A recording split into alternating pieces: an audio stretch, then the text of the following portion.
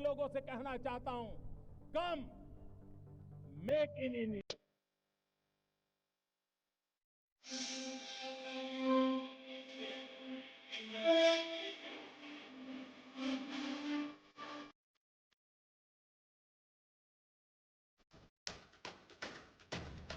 देश की आजादी को 76 साल हो गए। आज हम अपना 77वां स्वतंत्रता दिवस मना रहे हैं। प्रधानमंत्री नरेंद्र मोदी ने लाल किले की प्राचीर पर तिरंगा फहराया। इसके बाद उनका संबोधन हुआ। इन 10 वर्षों में अपने संबोधन में पीएम मोदी कई बड़ी घोषणाएं की हैं। आइए जानते हैं 10 साल में की गई 10 अहम घोषणाओं के बारे में। 2014 प्रधानमंत्री के रूप में मोदी का पहला स्वतंत्रता दिवस भाषण था। भाषण के दौरान उन्होंने स्वच्छता के लिए स्वच्छ भारत अभियान शुरू करने की घोषणा की। इसके साथ ही देश में निवेश को आकर्षित करने के लिए मेक इन इंडिया पहल की शुरुआत भी की। घोषणा के अनुरूप प्रधानमंत्री ने 2 अक्टूबर 2014 को स्वच्छ भारत मिशन का आरंभ किया था। मिशन के तहत 2 अक्टूबर 2019 को महात्मा गांधी की 150वीं जयंती पर भारत में सभी गांवों, ग्राम पंचायतों, जिलों, राज्यों और केंद्र शासित प्रदेशों ने ग्रामीण भारत में 10 करोड़ से अधिक शौचालय का निर्माण करके स्वयं को खुले में शौच से मुक्त यानी कि ODF घोषित किया। वहीं मेक इन इंडिया पहल की बात करें तो इसने निवेश एवं नवाचार को बढ़ावा देने, बौद्धिक संपदा की रक्षा करने और देश में विश्व स्तरीय विनिर्माण बुनियादी ढांचे का निर्माण करने के लिए प्रमुख नई पहलों की शुरुआत की। इस पहल ने भारत में कारोबार करने की पूरी प्रक्रिया को आसान बना दिया। नई डी लाइसेंसिंग और ढील के उपायों से जटिलता को कम करने और समग्र प्रक्रिया में गति और पारदर्शिता काफी बढ़ी है।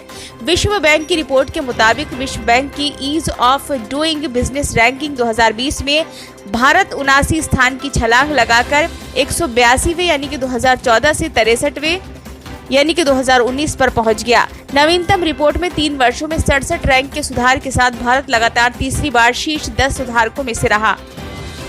पीएम मोदी के दूसरे स्वतंत्रता दिवस भाषण में startup India, stand up India नारा दिया था। ये योजना 5 अप्रैल 2016 को शुरू की गई, जिसका उद्देश्य अनुसूचित जाति, अनुसूचित जनजाति और महिला उद्यमी को 10 लाख से 1 करोड़ रुपए तक बैंक ऋण सुलभ कराना है। 2019-20 में स्टैंड अप इंडिया योजना को 2025 तक बढ़ा दिया गया। अप्रैल में वित्त मंत्रालय ने बताया था कि पिछले 7 वर्षों में स्टैंड अप इंडिया योजना के तहत 1,80,000 से अधिक उद्यमियों को 40,000 करोड़ रुपए से अधिक के ऋण मंजूर किए गए। वहीं स्टार्टअप इंडिया भारत की एक प्रमुख पहल है, जिसका उद्देश्य देश में स्टार्टअप्स और नए विचारों के लिए एक मजबूत पारिस्थितिकी तंत्र का निर्माण करना है। इससे देश का आर्थिक विकास हो एवं बड़े पैमाने पर रोजगार के अवसर उत्पन्न हो। स्टार्टअप इंडिया 16 जनवरी 2016 को शुरू की गई थी। पहल की शुरुआत के बाद से देश में 28 फरवरी 2023 तक 92,683 संस्थाओं को स्टार्टअप के रूप में मान्यता दी जा चुकी है। आज भारत में दुनिया का तीसरा सबसे बड़ा स्टार्टअप इकोसिस्टम है। इस अवसर पर पीएम मोदी ने GST लागू करने की घोषणा की थी। पीएम ने कहा था कि GST के द्वारा टैक्सेशन का एक प्रकार से समानता का समान व्यवस्था का परिणाम आने वाला है, जो भारत जोड़ने का भी एक काम करेगा। इसके बाद GST को 1 जुलाई 2017 से प्रधानमंत्री नरेंद्र मोदी द्वारा भारत के तत्कालीन राष्ट्रपति प्रणब मुखर्जी की उपस्थिति में संसद के सेंट्रल हॉल में एक मध्यरात्रि समारोह में लॉन्च किया गया था।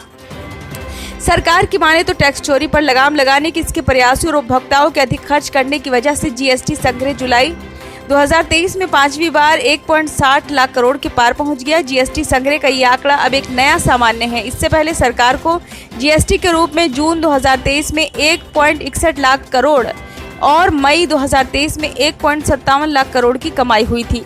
2017 के स्वतंत्रता दिवस भाषण में प्रधानमंत्री ने कहा था कि इस वर्ष देश में भारत छोड़ो आंदोलन के 75 वर्ष और चंपारण सत्याग्रह की 100वीं वर्षगांठ है। भारतीयों को न्यू इंडिया बनाने के लिए दृढ़ संकल्प होना चाहिए। मोदी ने कहा था कि हम न्यू इंडिया बनाना चाहते हैं जो सुरक्षित हो, समृद्ध हो, शक्तिशाली हो, जहां सभी को समान अवसर मिले, जहां आधुनिक विज्ञान का दबदबा हो। स्वतंत्रता संग्राम हमारी भावनाओं से जुड़ा है। आजादी के दौरान हर कोई देश की सेवा कर रहा था। परिवार में हर प्रकार के व्यंजन बनते हैं। जब वे व्यंजन भगवान के सामने जाते हैं तो प्रसाद बन जाते हैं। इस स्वतंत्रता दिवस के मौके पर पीएम ने देश के 11 राज्यों के चुनिंदा जिलों में आयुष्मान भारत राष्ट्रीय स्वास्थ्य सुरक्षा योजना शुरू करने की घोषणा की। प्रधानमंत्री मोदी ने कहा था कि अब समय आ गया है कि हम ये सुनिश्चित करें कि भारत के गरीबों को अच्छी गुणवत्ता और किफायती स्वास्थ्य सेवा मिल सके। ब्यूरो रिपोर्ट, नई दिल्ली।